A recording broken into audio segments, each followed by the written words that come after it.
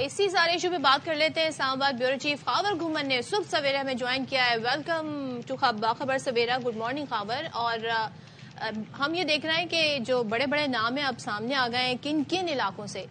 بانی P T I بھی 3 جگہ سے الیکشن لڑیں گے. تو یہ ماضی میں روایت رہی ہے ویسے کہ ظاہر ہے ایک ہی سیٹ رکھنی ہوتی ہے باقی چھوڑ دینی ہوتی ہیں. یہ پریکٹس جو ہے مطلب اس کا فائدہ نہیں ہوتا بٹ اسٹل کیوں کرتے ہیں پولیٹیشین ایسا, خاص طور پر جو بگ امپریشن دینے کے لیے کہ وہ پورے پاکستان میں مقبول. دوسرے کراچی سے جو مسلم لیگ نون چاہ رہی ہے شہباز شریف مریم نواز انتخاب لڑیں, تو یہاں کیسا ان کا انتخاب ہو سکتا ہے, ان کے لیے کیا ایشوز ہو سکتے ہیں؟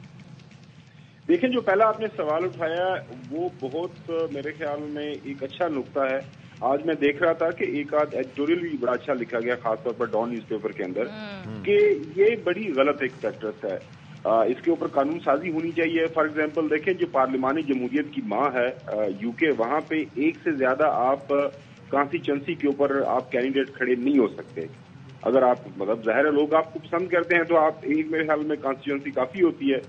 اسی طرح انڈیا کے اندر وہاں پہ قانون بنا کے اس کو صرف 2 تک محدود کر دیا گیا ہوا ہے. 2 سے زیادہ آپ کانسٹیچوئنسی کے اندر آپ کھڑے نہیں ہو سکتے. اب ظاہر آپ کو پتا ہے جب الیکشن ہوتا ہے 5 سے لاسٹ آپ کو یاد ہوگا 2018 کے اندر جو بانی ہیں پاکستان تحریک انصاف وہ 5 جو حلقوں کے اندر کھڑے ہو گئے, 5 کے اندر جیت گئے. تو پھر ظاہر ہے آپ نے ایک حلقہ رکھنا ہوتا ہے, 4 میں دوبارہ الیکشن ہوتا ہے تو اس کے اوپر غریب عوام کا پیسہ لگتا ہے.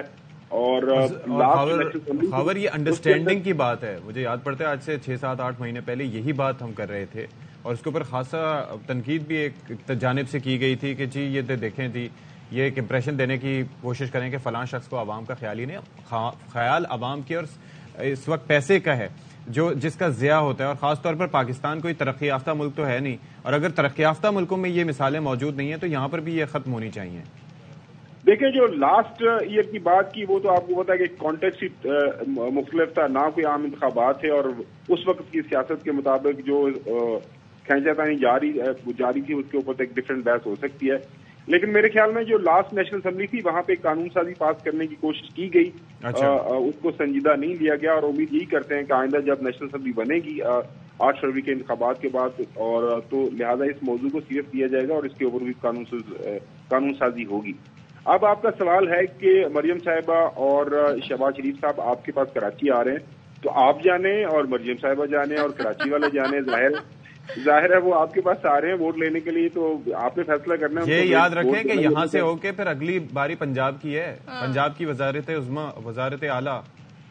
ہاں جی پہلے میں وہ کراچی کی بات کروں. وہ اب اس کے اوپر جو ریئیکشن وہ ہمیں دیکھنا ہے, کیونکہ پہلے ملاقات ہوئی ایم کیو ایم کے ساتھ اور اس کے بعد بتایا گیا کہ جی اتحاد ہو گیا ہے, سیٹ ایڈجسٹمنٹ ہوگی, الائنس ہو گیا ہے, اکٹھے چلیں گے.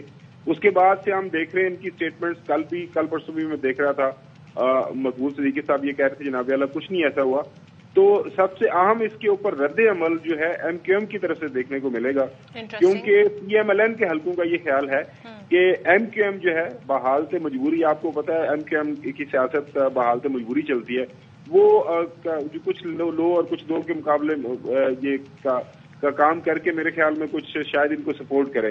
لیکن let's see M Q M کیا شہباز شریف اور مصطفیٰ کمال تو ایک ہی نشست سے کاغذات نامزدگی حاصل کیے ہیں 200. لیکن دونوں ایک دوسرے کے بارے میں بڑے اچھے جذبات رکھتے ہیں. اچھا چلیں دیکھتے ہیں. اب آ گیا آپ کا سوال پنجاب کا کہ پنجاب کی وزارت اعلیٰ مریم صاحبہ کو ملے گی یا نہیں ملے گی. میں بنیادی طور پر ان کا بہت حمایتی ہوں. مریم صاحبہ کو پنجاب کی وزارت اعلیٰ لینی چاہیے, اور ظاہر ہے وہ جب پاکستان مسلم لیگ نون کا دعویٰ ہے کہ وہ بالکل اس وقت کلین سویپ کرنے جا رہے ہیں, لیکن اس کے ساتھ ساتھ ہمیں ہرگز بھولنا نہیں چاہیے کہ وہ استحکام پاکستان جو پارٹی ہے وہ بھی میدان کے اندر ہے. کل آپ نے جو ہے فردوس عاشق عوان صاحبہ جو میری تو آپا بھی ہیں, وہ فرما رہی تھی کہ ہم نے 40 سیٹیں ایم این اے کی مانگی ہیں اور کچھ 70-80 سیٹیں ایم پی اے کی مانگی ہیں. تو وہ ان کا حصہ کدھر جائے گا, کیونکہ وہ بھی کہہ رہے ہیں کہ جناب اعلیٰ ہمیں آپ جو ہے نا بالکل اس میں ڈسکاؤنٹ مت کریں. ہو سکتا ہے کہ ہم بھی اس دوڑ کے اندر شامل ہوں. دوسرا ایک اور چیز مجھے یہ بتائیں کہ یہ ایک تو آپ کے حامی ہونے کی وجہ ظاہر اپنی اپنی چوائس ہو سکتی ہے, but there must be a reason جو آپ نے یہاں پر بیان فرمایا. دوسرا یہ ہے کہ شہباز شریف صاحب کے حوالے سے میں اور صدف یہ ڈسکس کر رہے تھے کہ وہ اب کہاں جائیں گے, مطلب اوپر جا کے نیچے واپس آنا, تو پھر نہ وہ وزیر اعظم ہوں گے تو وہ کس عہدے پر آئیں گے؟ देखें, हामी होने की बड़ी बुनियादी सी वजह यह है कि जब मुश्किल तरीन वक्त था पाकिस्तान मुस्लिम लीग नून के ऊपर, तो उस वक्त जो नून लीग के अंदर एक बंदा खड़ा रहा पाकिस्तान के अंदर और भरपूर तरीके से कैंपेन की और डट के मुकाबला की, और आपको याद होगा उनका बयान जो मशहूर ज़माना मरियम नवाज शरीफ साहिबा का कि पहले मज़ाहमत होगी फिर जो है मुफाहमत होगी, और वही उन्होंने किया। और हाँ, उसके बाद मतलब ये है कि मैं ये कह रहा हूँ कि अगर जो पंजाब की आवाम वोट नून लीग को देती हैं तो मेरे ख्याल में पंजाब की वज़ारत आला के ऊपर मरियम से ज्यादा हक और किसी का नहीं हो सकता। हमने मरियम देखें, हमने शहबाज शरीफ साहब को भी देख लिया, हमने उनको चलिए ये तो हमजा को नहीं देखा, लेकिन खावर शहबाज शरीफ फिर कौन सी स्लॉट फिल करेंगे ये बताएं ना। और हमजा शहबाज को भी देख लिया। नहीं, मुझे लग रहा है कि अब एक जो नेक्स्ट फेज के अंदर PMLN जा चुकी हुई है। आप देख रहे हैं कि रोजाना की बुनियाद के ऊपर जब पार्लिमानी बोर्ड हो रहे हैं पाकिस्तान मुस्लिम लीग नून के, तो एक तरफ शहबाज शरीफ साहब और दूसरी तरफ मरियम साहिबा बैठी होती हैं, तो पार्टी अब आहिस्ता आहिस्ता जो है वो पूरी एक उनकी गिरफ्त के अंदर जा रही है, और पार्टी के अंदर जो लीडरशिप का किरदार है आइंदा वो मरियम नवाज का ही है। ये मेरे ख्याल में पाकिस्तान के अंदर और खासतौर पर पंजाब के अंदर तो बिल्कुल बहुत अया है। कराची वाले भी आप आहिस्ता आहिस्ता समझ लें, क्योंकि वहां पे भी आपके पास आ रही है मरियम साहिबा।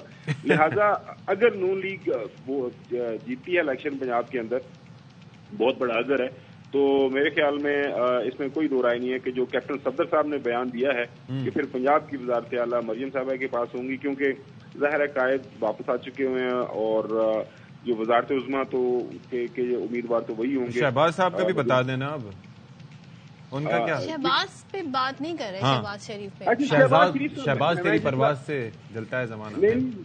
शहबाज शरीफ साहब मेरे ख्याल में वो he had played his innings. वो ज़ाहिर मैंने बताया ना कि वो अब वज़ीर आला भी रहे और वज़ीर आज़म के तौर पर जो 16 महीने उनकी कारकर्दगी है वो उनके भाई को ज्यादा खुश नहीं। आपने देखा होगा कि रोजाना की बुनियाद के ऊपर पाकिस्तान के मुआशी हालात के ऊपर बात करते हैं, ताहयात कायद रोजाना की बुनियाद के ऊपर और भी गिले शिकवे करते हैं, लेकिन जो 16 महीने हैं जिसकी वजह से पार्टी का जो सारे का सारा वो जो पॉलिटिकल कैपिटल है वो जाया हो गया।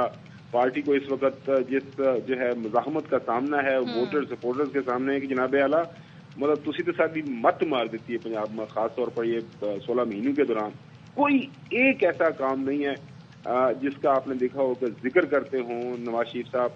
वो बार बार वो पुराने किस्से मतलब छेड़ देते हैं, जाहिर है उनका हक है, लेकिन मैं नहीं समझता कि मोहतरम शहबाज शरीफ साहब 16 महीने के दौरान बहुत ज्यादा एक्सपोज हुए हैं।